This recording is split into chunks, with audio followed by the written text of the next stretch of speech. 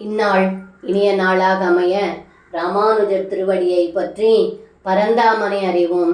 தினமொரு நாராயணீயம். 54வது தசகம். காலின்யன் வரலாறு.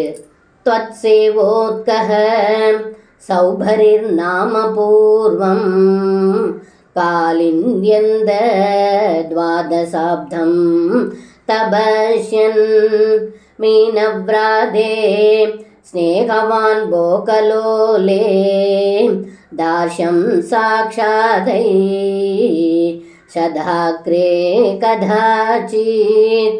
இந்த பாடலுக்கு அர்த்தம்: ஏ குருவாயூரப்பா, முன்பு ஒரு சமயம் சௌபரி என்னும் மகரிஷி தங்களை சேவிக்க வேண்டும் என்பதில் ஆர்வம் கொண்டு யமுனை ஆற்றிக் கரையில் 12 வருடங்கள் தவம் செய்தார்.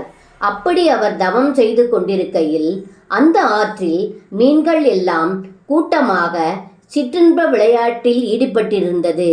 இதை கண்ட மகரிஷி அவற்றின் மேல் அன்பு கொண்டார். இப்படி இருக்கும் சமயத்தில் ஒரு சமயம் ஸ்ரீ கருட பகவானை கண்டார் என்று இந்த பாடலில் பட்டத்ரி சொல்கின்றார். சர்வம் கிருஷ்ணார்ப்பணம்.